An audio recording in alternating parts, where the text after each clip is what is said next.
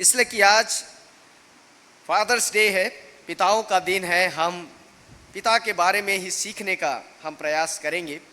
आप मेरे साथ बाइबल में से निकाल सकते हैं मरकुस रचित सुसमाचार, उसका 5वां अध्याय 21 से 24 और 35 से 43 पद हम लोग सीखने का प्रयास करेंगे। The gospel according to Saint Matthew chapter 5 21 to 24 and 35 to 43।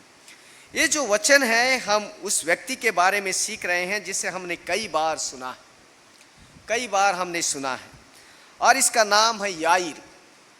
हम इसके बारे में हो सकता है हम दूसरी जगहों में भी सुने होंगे, और इस पिता के बारे में आज हम सीखने का प्रयास करेंगे कि कैसे उसने प्रभु में और प्रभु के साथ या अपने परिवार के लिए उसने क्या क्या कार्य किया, और कैसे उसका जीवन उसके परिवार के लिए एक आशीषित जीवन रहा। इसके बारे में हम सीखने का प्रयास करेंगे। यदि आप अपने मोबाइल्स को खोलेंगे, आज स्मार्टफोन का समय है, इंटरनेट का समय है, बहुत सारे आपको परिभाषाएं पिता के बारे में मिलेंगी अपने अपने बाइबल में। हो सकता है बहुत सारे फ्लैर्स या फिर पिक्चर्स आपने भेजे भी होंगे एक दूसरे को विश करने के लिए कि हैप्पी फादर्स डे करके। तो उसमें बहुत सारी चीज़ें हैं, बहुत सारी बातें हैं। जो फादर जो इंग्लिश वर्ड है, इंग्लिश शब्द है, FATHER के ऊपर बहुत सारे एक्सप्लेनेशंस है। कोई कहता है कि F का मतलब होता है फॉरगिविंग, कोई कहता है कि F का मतलब होता है फेथफुल।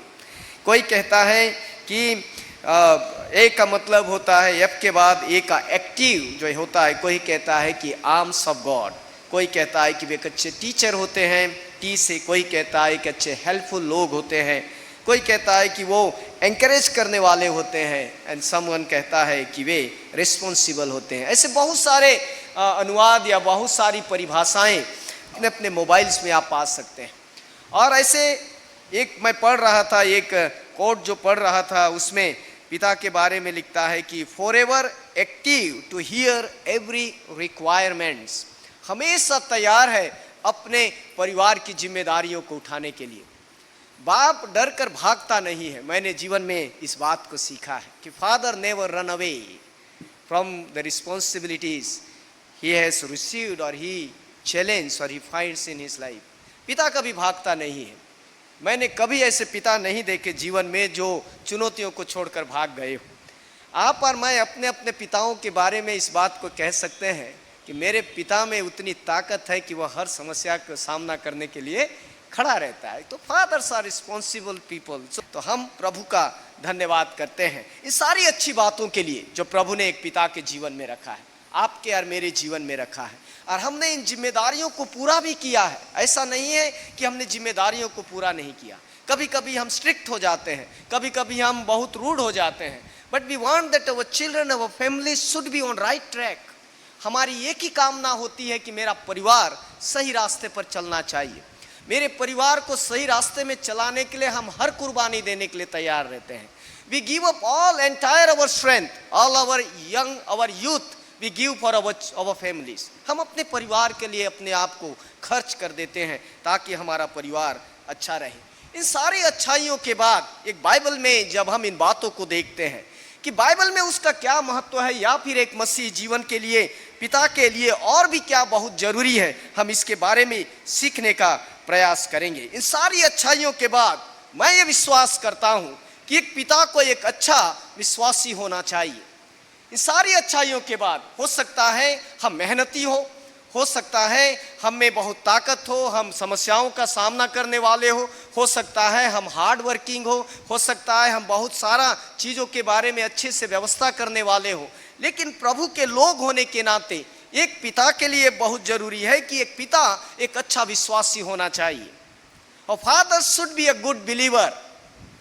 कभी कभी मुझे दुख लगता है जब हम कलीसियाओं को देखते हैं, माताओं से कलीसियाएं भरी रहती, पिताओं की कुर्सियां खाली रहती, क्योंकि पिता सोचता है कि उसे बहुत धन कमाना है, कई जगह जाना है, बहुत सारे मैटर्स उसको सॉल्व करना है, बहुत सारी जिम्मेदारियों में हमारा कंधा भरा हुआ है। ये हाल यही की नहीं है, पूरे दुनिया का यही हाल है। पिताओं को ऐसा लगता है कि उन्हें धार्मिक होने की जरूरत नहीं, पिताओं को ऐसा लगता है कि उन्हें बहुत ज़्यादा धर्म पे चर्चा करने की ज़रूरत नहीं, लेकिन बाइबल का परमेश्वर हमें यह सिखाना चाहता है, प्रभु हमें यह सिखाना चाहता है कि न केवल हम एक जिम्मेदार व्यक्ति बने, न केवल हम एक मेहनती बने, न केवल हम अपने परिवार की चिंता करने वाले बने, न केवल हम जो है पूरी रीति से अपने आप को एक मजबूती के साथ खड़े रखने वाले बने, लेकिन हमारे लिए जरूरी है कि हम एक अच्छे विश्वासी भी बने। A father should be a strong, a good believer। और इस बात को हम सीखने का प्रयास करेंगे, क्योंकि ये जरूरी है। यदि आप और मैं प्रभु के वचनों को सीखेंगे तो उसमें हम पाएंगे कि बाइबल में प्रारंभ से पिताओं पर बहुत जोर दिया गया है।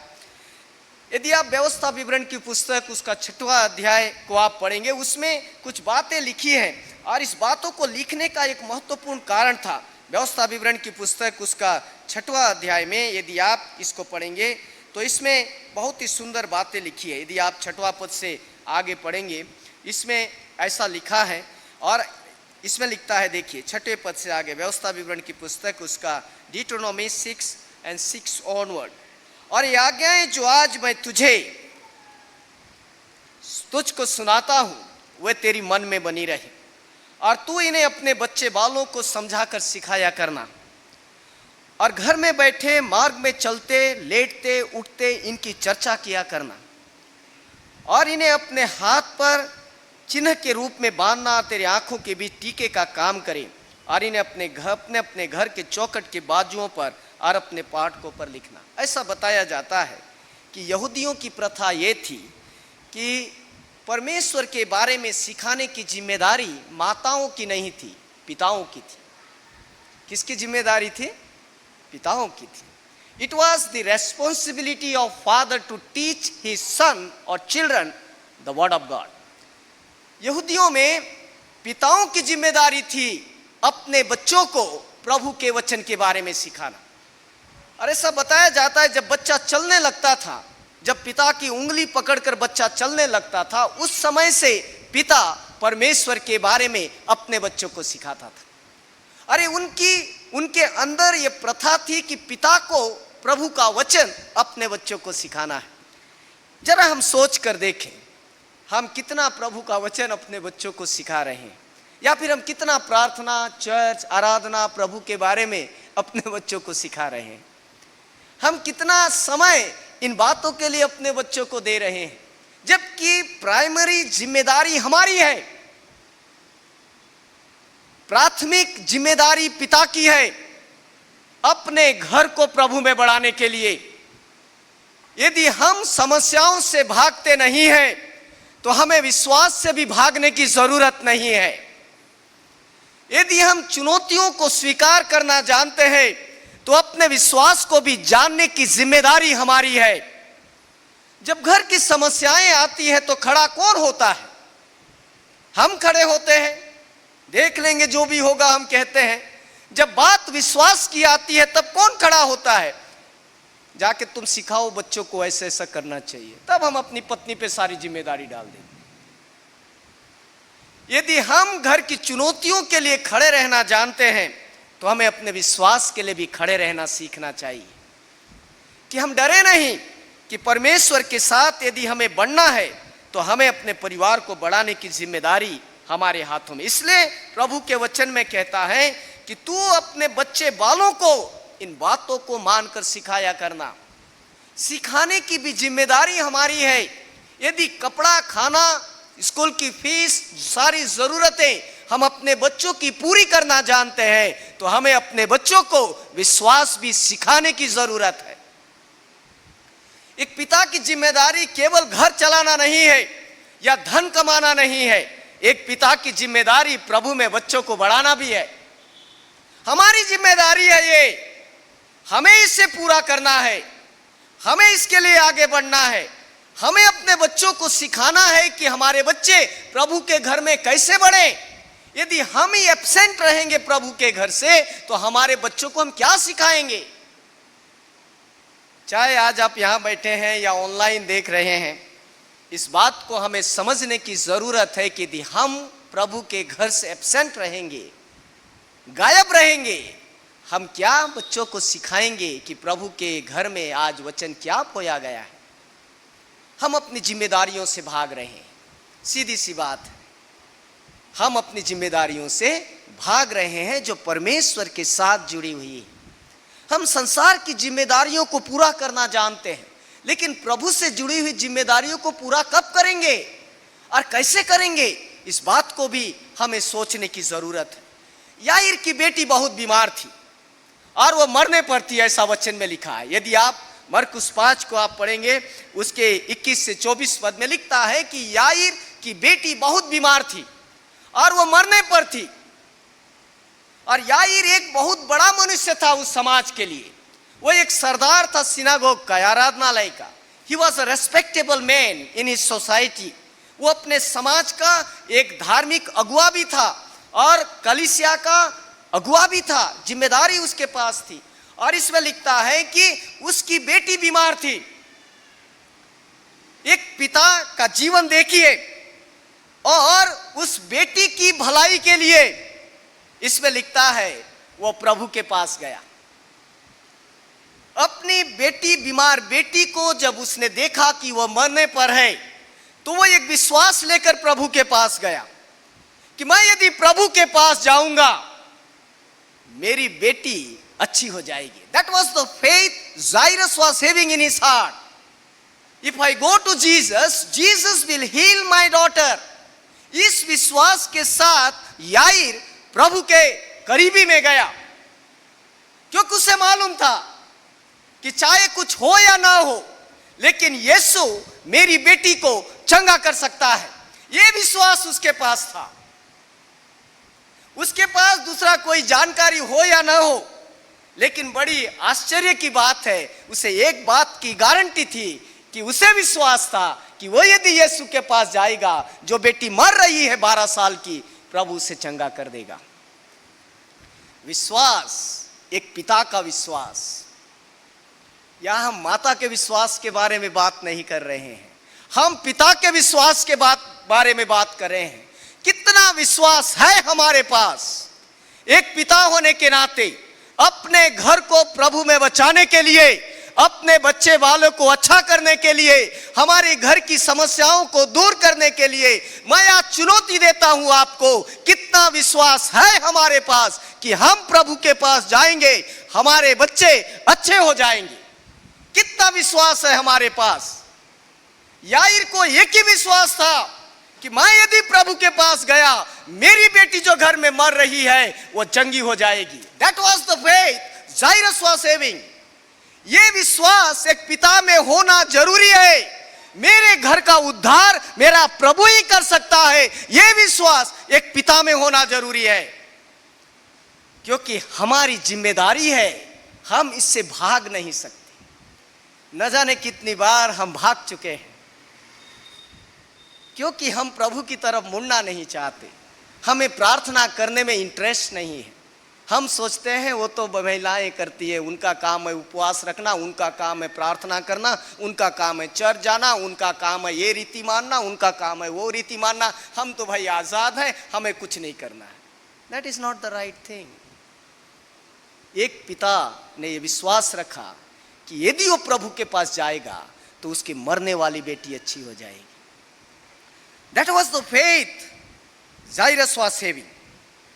और इसमें लिखता है कि प्रभु के वचन में लिखा है हमारे पिता अब्राहम के बारे में भी, और उसके बारे में भी लिखा है, उसमें लिखता है कि अब्राहम को कोई संतान नहीं थी। यदि आप इसको देखेंगे प्रभु के वचन में, आप उसको पाएंगे। यदि आप रोमियो 4 और उसके 3 पद को पढ़ेंगे, इसमें लिखता है धर्मशास्त्र क्या कहता है, यह कि अब्राहम ने परमेश्वर पर विश्वास किया, और इसमें लिखता है और यह उसके लिए धार्मिकता गिना गया।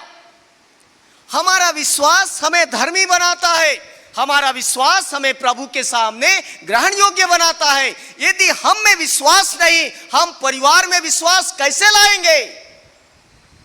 आज चुनौती पिताओं के लिए है, आज चुनौती हमारे परिवारों में हमारे पिताओं के लिए है, हमारे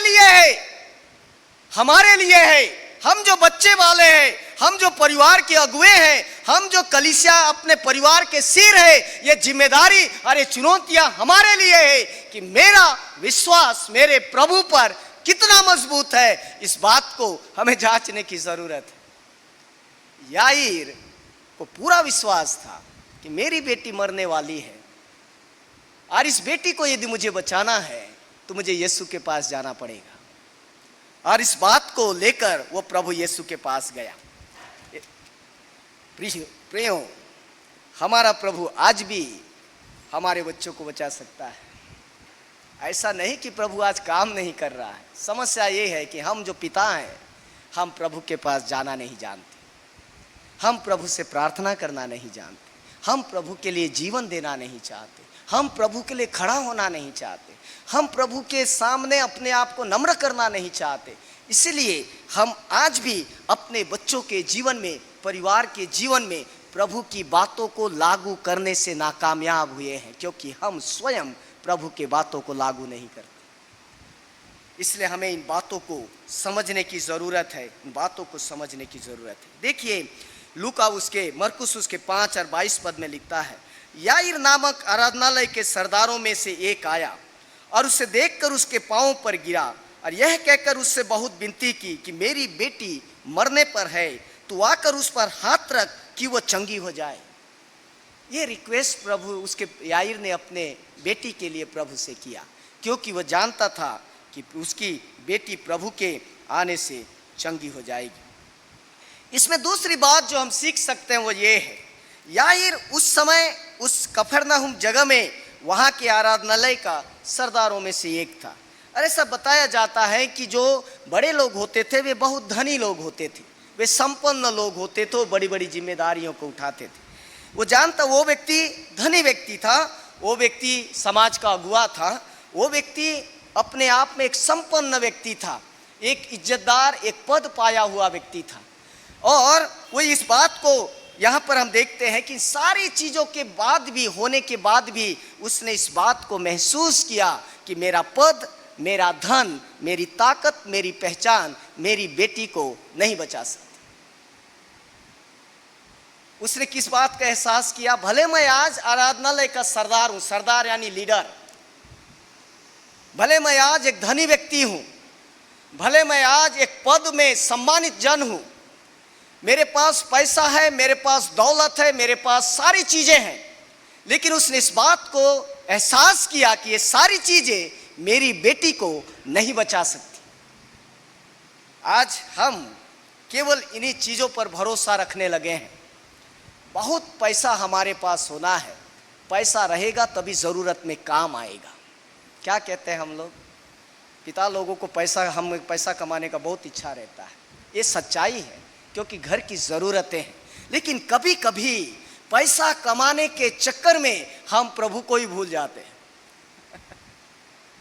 क्योंकि हमें बहुत कमाना है, दिन में भी कमाना है, रात में भी कमाना है, सोमवार से शनिवार तक कमाना है और इतवार को भी कमाना है, बहुत कमाना है हमें, राइट है ना। Monday to Saturday we make money, even on Sunday we want to make money. ये हम पिताओं की स्थिति है आज। और हम सोचते हैं कि हम बहुत धन कमाएंगे तो परिवार को एक अच्छा जीवन देने पाएंगे। That is the thinking behind making money. क्या ये सच नहीं है? हम उसके लिए सब चीज छोड़ देते हैं, चर्च जाना छोड़ देते हैं, प्रार्थना में बैठना छोड़ देते हैं, हम मीटिंगों में जाना छोड़ देते हैं, हम कलीसियाई किसी काम में शामिल नहीं होते, क्योंकि पैसा हर तरह से आना है, पद होना है, पैसा होना है, ताकत होना है, हमारी अपना रुतबा होना है। और हम सोचते हैं कि यार ये सारी चीजें हमारे घर के, हमारे परिवार की जिंदगियों को बदल देगी। प्रियो, हम बहुत बड़े धोखे में जी रहे हैं।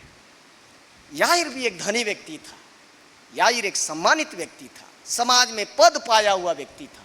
वो व्यक्ति अपने सारी चीजों के होने के बाद भी इस बात को एहसास करता है कि मेरी संपत्ति, मेरा पद, मेरा धन, मेरा घर, मेरे नौकर चाकर, ये सारी सहूलियत जो मेरे पास है, ये सारी चीजें होने के बाद भी मेरी बेटी जो मर रही है, मैं उसे बचा नहीं सकता। इस बात को हमेशा याद रखें। हम कितना भी कमा लें, हम परिवार का सुख नहीं खरीद सकते। हम कितने भी धनी हो जाएं, हम अपनों का प्यार नहीं खरीद सकते। हम कितने भी अच्छे और बहुत बड़े बड़े चीजों को हासिल कर ले, रास्ते सही हो या गलत हो, हम नैतिकता का पाठ अपने बच्चों को नहीं पढ़ा सकते। हम उनकी जिंदगियों को नहीं बदल सकते। हमारे धन से, हमारे पद से, हमारी रुतबा से और हमारी सारी सांसारिक दौलत से हम अपने बच्चों के जीवन को नहीं सुधार सकते। और इस बात की सच्चाई याईर ने यह महसूस किया, सब कुछ मेरे पास है। हम सोचते हैं बड़े से बड़े अस्पताल हैं, हम पैसा लगा देंगे। मैं हमेशा कहता हूं कि कोरोना ने यह सब कुछ सिखा दिया कि धन का मूल्य कितना होता है जीवन के सामने। बड़ा धनी से धनी भी अपना जीवन खरीद नहीं पाया, क्योंकि पैसों से जीवन खरीदा नहीं जाता। इसलिए हम जो पिता हैं, इस बात को याद रखें कि धन हम कितना भी कमा ले, हम बच्चों का जीवन नहीं खरीद सकते। No matter how much money we make, but we cannot buy the lives of our children. हम अपने बच्चों का जीवन नहीं खरीद सकते। चाहे हम कितने भी धनी हो जाएं, चाहे हम कितने भी बड़े पदों तक पहुंच जाएं, चाहे हम कितने भी समाज में ऊंचे स्थानों पर पहुंच जाएं, अपने घर को नोटों से भर दे, अपने बच्चों का जीवन नहीं खरीद सकते। याईर ने इस बात को एहसास किया, मैं धनी व्यक्ति हूं, सब कुछ मेरे पास है, मैंने बहुत कमाया है, नौकर चाकर है, रुतबा है, पद है, सारी चीजें हैं, लेकिन मेरी बेटी मर रही है और मैं इन सारी चीजों के होने के बाद भी मैं अपनी बेटी का जीवन नहीं बचा सकता। इसलिए पिताओं को इस बात को समझने की आवश्यकता है कि हमें प्रभु के पास जाने की जरूरत है। पैसे काम ना आएंगे, शोहरत शान काम ना आएंगी। जब हम प्रभु की तरफ जाएंगे तभी प्रभु के कदम हमारी तरफ आएंगे। क्या हुआ? याईर प्रभु के पास गया। वचन में लिखता है, प्रभु ने उसकी विनती को सुना और उसके घर की तरफ चलने के लिए निकल पड़ा। When we take our steps towards Jesus, Jesus' steps also will be taken towards us. यदि हम अपने कदम प्रभु की ओर बढ़ाएंगे, प्रभु भी अपना कदम हमारी ओर बढ़ाएगा। हम प्रभु की ओर कदम नहीं बढ़ाते, इसलिए प्रभु हमारे कदमों का इंतजार करता रहता है कि कब मेरा बेटा आएगा, अपने घर के लिए मुझसे मांगेगा और मैं उनके बच्चों के लिए काम करूंगा। कितनी अच्छी बात है ना। याईर ने कदम प्रभु की ओर बढ़ाया और वचन में लिखता है, प्रभु ने भी अपने कदम याईर के घर की तरफ बढ़ाए। That is the secret of our Lord, who is always expecting from you and I that we must turn to Him and He will turn to us. हम नहीं मुड़ते हैं, इसलिए हम प्रभु को अपने जीवन में, परिवारों में काम करने नहीं देते। एक पिता की जिम्मेदारी है कि अपने कदम प्रभु की घर की तरफ बढ़ाए और देखे उसके बाद प्रभु भी अपने कदम उसके घर की तरफ बढ़ाएगा। जब हम प्रभु की तरफ बढ़ेंगे, प्रभु हमारी तरफ बढ़ेगा और चीजें सुधरने लग जाएगी। इसमें लिखता है कि उसने एक धनी व्यक्ति होने के बाद भी इस बात को रियलाइज किया, एहसास किया कि मेरे धन, मेरे पद, मेरे कोई भी मान और सम्मान जो मैंने कमाया है, मेरे बच्चे के जीवन को बचा नहीं सकते। और आगे ऐसा लिखता है कि प्रभु जा रहा था और बीच में एक महिला मिली जिसे प्रभु की जरूरत थी। और उसके बाद क्या होता है, वहां पे समय लग गया और समय लग गया उस महिला से बातें करते, उससे चंगाई देते, उसकी गवाही देते। इसमें आप पाएंगे 12 वर्ष से खून बहने वाली बीमारी का महिला के बारे में। फिर उसी बीच में याईर के घर से लोग आए और उससे कहते हैं, अब गुरु को तुझे दुख देने की जरूरत नहीं है, अब गुरु की हमें आवश्यकता नहीं है, क्योंकि बेटी तो मर चुकी है। हम उम्मीद कर रहे थे आप प्रभु को लाओगे, बीच में ये आ गई, इसने सब कुछ बिगाड़ दिया, अब समय खत्म हो गया, बेटी तो मर गई, अभी लाके क्या करोगे? जब लोगों ने उससे बताया, इसमें लिखता है जरूर से याईर का दिल टूट गया होगा, उसे बहुत धक्का लगा होगा कि काश प्रभु यदि सीधे मेरे घर तरफ आया होता तो मेरी बेटी नहीं मरती। और ये प्रभु बीच में रुक गया, ऊपर से सारा चीज हो रहा है, इस महिला ने आकर चंगाई पा लिया, मैं पहले गया लेकिन बाद में महिला ने आकर चंगाई पे, सारी चीजें हो सकता है याईर के मन में आई होंगी कि ये रुकावट क्यों आया, क्यों ऐसा हो गया। और वो अपने अंदर इन बातों को सोच रहा था होगा। और उसके घर के लोगों ने कहा, क्यों आप परेशान करता है, बेटी तो मर चुकी है, तेरा प्रयास बेकार गया, क्या मिला तुझे प्रभु के पास जाके। हो सकता है उसके अंदर बहुत सारे प्रश्न आए हों, क्योंकि चुनौतियों में हम कई बार घबरा जाते हैं। इतना कुछ करने के बाद भी हमारे परिवार की परिस्थितियां सुधरती नहीं, हम सोचने लगते हैं क्या मिलता है हमें, हम सब्र खो देते हैं। और इसमें लिखता है जब याईर बहुत बहुत ज्यादा चिंता में पड़ गया कि बेटी मर गई है, तो प्रभु ने उससे बातें किया। ऐसा लिखा है प्रभु के वचन में, प्रभु ने उससे बातें किया कि इसके आगे जो लिखता है देखिए, यदि आप 35वें पद को पढ़ेंगे, इसके 5वें अध्याय में लिखता है, वह यह कह ही रहा था कि आराधनालय के सरदार के घर से लोगों ने आकर कहा, तेरी बेटी तो मर गई, गुरु को क्यों दुख देता है, उससे कहा। इसमें लिखता है, और जो बात वे कह रहे थे उसको यीशु ने अनसुनी करके आराधनालय के सरदार से कहा, मत डर, केवल विश्वास रख। परिवार के लोग बोले, अब तो मर गई, अब क्या उम्मीद लेके बैठा है, जो उम्मीद था वो खत्म हो गया है ना। हम में भी बहुत सारी ऐसी आदत होती है, सबका सुनते रहते हैं इधर उधर, प्रभु का सुनना छोड़कर हम सबका सुनते हैं। ऐसा हुआ क्या, अरे वहां क्यों जाता है, वहां जाने से क्या मिला तुझे, क्या दिया तेरे प्रभु ने, वही तो तेरी स्थिति है, ऐसा क्या, ठीक है फिर आज से नहीं जाता। अरे क्या रोज रोज ये प्रार्थना करते रहती है, कितना साल से तो तू कर रही है, तेरा आदमी सुधरा क्या, हम नहीं तो काहे को कर रही है, बंद कर दे, ऐसा क्या, बंद कर देते हैं। हम सब तरफ से सुनते रहते हैं बातों को, क्या हो रहा है, ऐसा हो गया, वैसा हो गया, वैसा हो गया। याईर ने भी सुना, वो भी घबरा गया, लेकिन इसमें लिखता है याईर ने न केवल लोगों का सुना परंतु उसने प्रभु का भी सुना। इसमें लिखता है इन सब बातों को जब हो रही थी तब प्रभु ने उससे कहा, जो बातें वे कह रहे थे उसको यीशु ने अनसुनी करके आराधनालय के सरदार से कहा, मत डर, केवल विश्वास रख। प्रभु ने उससे कहा, डर मत, घबरा मत, चिंता मत कर, तू केवल विश्वास रख, तू मेरे पास आया है तो मुझ पर विश्वास रख। और प्रभु ने उससे कहा कि मुझ पर विश्वास रख। आगे क्या होता है देखिए घटना में, प्रभु उसके साथ गया, लोग रो रहे थे घर में, सारी चीजें हो रही थी घर में, प्रभु उसके साथ गया और प्रभु ने सबको बाहर करने को कहा और उसने बेटी के हाथ को पकड़ा। इसमें लिखता है 41वें पद में, इसमें लिखता है, लड़की का हाथ पकड़कर उससे कहा, तालिता कुमी, जिसका अर्थ है हे लड़की मैं तुझसे कहता हूं उठ जा।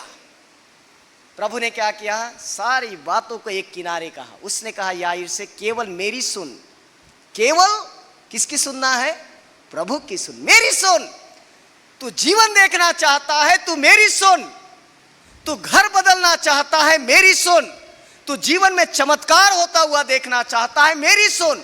तेरी बेटी मरी तो क्या हुआ, तू सुन मेरी बात, तेरी बेटी जिंदा हो जाएगी। सुनना प्रभु का कितना जरूरी है मेरे प्रियो, और जिसकी हमें बहुत कमी पाई जाती है। हम सबकी सुनते हैं, हम प्रभु की नहीं सुनते। बाकी सबकी सुनते हैं, अपने प्रभु की नहीं सुनते हैं। वो बोलता है विश्वास रख, धीरज धर, मैं तेरा काम करके दूंगा। हम कहते हैं प्रभु कितना दिन, 1 महीना तो हो गया, 2 महीना हो गया, अभी रहने दो, आप नहीं करोगे, हम निकल कर चले जाते हैं। हम चाहते हैं कि प्रभु हमारी मर्जी से काम करे, हम ये नहीं चाहते कि हम प्रभु की मर्जी से काम करें। समस्या ये है हमारी, हम सब चीज अभी चाहते हैं, आज ही मिलना चाहिए, अभी मिलना चाहिए, सब कुछ निपट जाना चाहिए। हम ऐसा, प्रभु अपने समय पर काम करता है, हमें प्रभु की सुनने की जरूरत है। प्रभु कहता है धीरज धर, तुझे तेरा प्रतिफल मिलेगा, और इस बात को प्रभु उससे कहता है। अब तक याईर इतना ही जानता था कि यीशु बीमारों को चंगा करता है। क्या जानता था याईर? अब तक केवल इतना जानता था कि प्रभु यीशु जो है बीमारों को चंगा करता है। वो ये नहीं जानता था कि उसका प्रभु मुर्दों को भी जिंदा करता है। उसे अब तक इतना ही मालूम था कि मेरी बेटी मरने वाली है, यदि मैं यीशु को ले आऊंगा तो बेटी जो मर रही है उसे अच्छा कर देगा। वो ये नहीं जानता था कि इवन उसकी बेटी मर भी जाती है तो प्रभु उसको जिंदा करने की ताकत रखता है। प्रियो, क्या होता है, प्रभु जाकर कुछ शब्दों का इस्तेमाल करते हैं और क्या कहते हैं, तालिता कुमी, हे बेटी उठ। उसने प्रभु की आवाज सुनी और वो बेटी उठ गई। ऐसा वचन में लिखा है, वो बेटी उठ गई। यदि याईर अपने विश्वास में दृढ़ न होता, उसे इस बात से वो घबरा जाता, या फिर हम कहें कि वो ये बात को मान लेता कि अब कुछ होने वाला नहीं है, प्रभु आप चले जाओ, मेरा सब कुछ हो गया, क्या विश्वास करूं, इतना समय तक रुका हूं, आपको आना चाहिए था, यहां पर आपने समय दिया, अब मेरे घर में सारी चीजें हो गया, मुझे अब आपकी जरूरत नहीं है। लेकिन उसने विश्वास किया कि यीशु ने जो कहा है वो जरूर से कुछ करके मेरी बेटी को देगा। प्रियो, हम यदि प्रभु पर अटूट विश्वास रखें, यदि हम प्रभु पर एक ऐसा विश्वास रखें जो हिलता नहीं है, और we can say Jairus did not give up, he did not listen any family members, he remained firm in his faith। उसने किसी की नहीं सुनी, उसने प्रभु की सुनी। मेरा प्रभु जो करेगा वो करेगा, इस बात को उसने विश्वास रखा। क्योंकि अब तक वो जानता था कि यीशु बीमारों को चंगा करता है, वो अब तक नहीं जानता था कि यीशु मुर्दों को भी जिंदा कर सकता है। प्रियो, हमारा प्रभु सब कुछ कर सकता है यदि हमारा विश्वास मजबूत है। हमारा प्रभु सब कुछ कर सकता है। आज नहीं सुने हमारे बच्चे तो कोई बात नहीं, प्रार्थना करना मत छोड़िए। आज यदि हम चंगे ना हो सके तो कोई बात नहीं, प्रार्थना करना मत छोड़िए। यदि आज हमारे जीवन की परिवर्तन आई नहीं है तो प्रार्थना करना मत छोड़िए, क्योंकि हमारा प्रभु न केवल हमारे बच्चों को चंगा कर सकता है, लेकिन हमारा प्रभु हमारे बच्चों के जीवन को बदल भी सकता है। इतनी सामर्थ्य यीशु के नाम में पाई जाती है।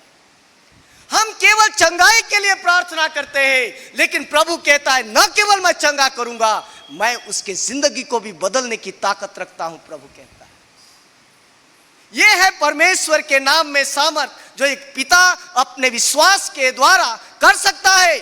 वो न केवल अपने घर को आशीषित कर सकता है, अपने घर को बदल भी सकता है जैसा परमेश्वर चाहता है। नामुमकिन कुछ भी नहीं है प्रभु के लिए। एक पिता यदि अड़ जाए प्रभु के साथ, ओके प्रभु आपने जो ओके कर दिया, मैं भी ओके हो गया, इससे न बढ़कर बोलूंगा न इससे घटकर मेरा विश्वास होगा। परिस्थितियां जो भी हो जाए, मैंने आपको देखकर अपने जीवन का प्रारंभ किया है, मैं आप ही को देखकर बढ़ता रहूंगा। न मैं प्रार्थना करना छोड़ूंगा, न आपका वचन पढ़ना छोड़ूंगा, न आपके घर आना छोड़ूंगा। मुझे विश्वास है न केवल आप मेरे बच्चों के जीवन को चंगा कर सकते हैं, लेकिन आप मेरे घर के जीवन को बदल भी सकते हैं। That is the power we have in the name of our Lord and Savior Jesus Christ।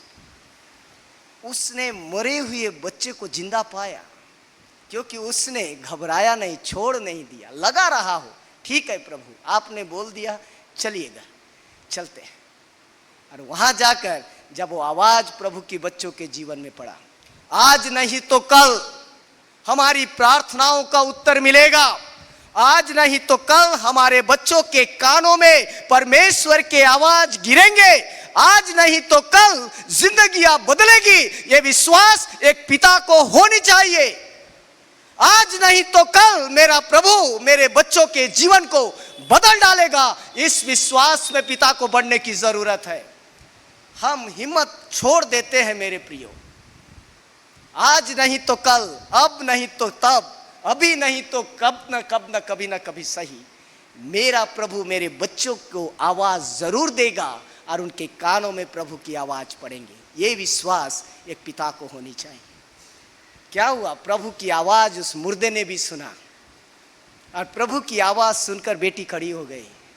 परमेश्वर की आवाज जरूर से हमारे बच्चों के जीवन में पड़ेगा। यह विश्वास पिता को होनी चाहिए।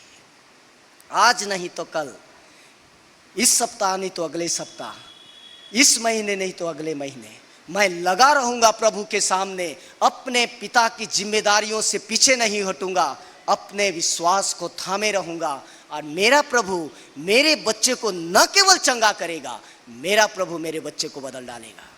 That should be our faith as a father, that my God is able to transform the life of my family.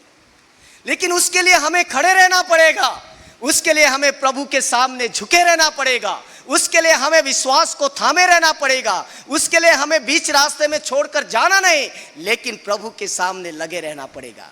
इसलिए मैंने कहा एक विश्वास, एक मसीह को या फिर एक प्रभु के लोगों को न केवल चर्च में आना, न केवल सारी चीज़ों को करना, परंतु एक विश्वासी होना चाहिए कि मेरा प्रभु मेरे घर को बदल देने के लिए हमेशा तैयार है और उसकी आवाज़ हमारे घर को बदल डालेगी। आज नहीं तो कल परमेश्वर का वचन हमारे बच्चों के जीवन में पड़ेगा। घबराइए मत, डरिए मत, हिम्मत मत हारिए। हमारी जिम्मेदारी है, हमें अपने बच्चों को, अपने घर को प्रभु में जीतना है, लेकिन एक पिता को प्रभु के साथ खड़े रहना पड़ेगा और हम अपने परिवारों को बचा लेंगे। एक पिता के लिए जरूरी है कि उसे विश्वासी होना चाहिए। एक पिता के लिए जरूरी है कि उसे प्रभु पर भरोसा रखना चाहिए।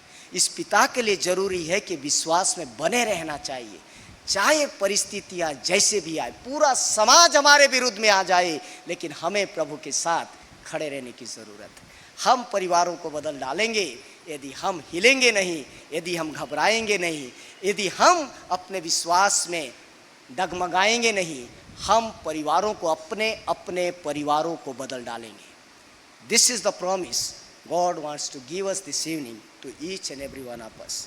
आप सभी को प्रभु आशीष दे। आइए हम प्रार्थना करें।